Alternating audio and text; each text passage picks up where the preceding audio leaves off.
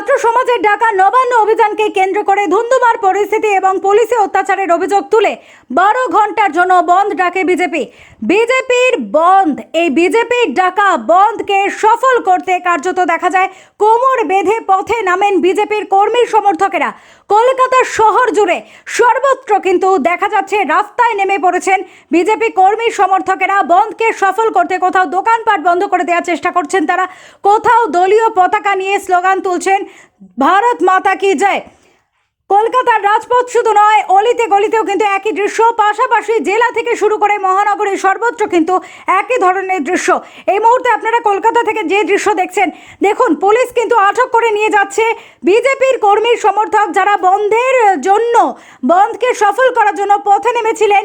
তারা কিন্তু স্লোগান তুলছিলেন, বিভিন্ন জায়গায় বন্ধকে সফল করার জন্য কিন্তু তারা পথে নামেন। এরপরে কিন্তু পুলিশ ধরপাকড় শুরু করে, আটক করে গাড়িতে তোলা হচ্ছে।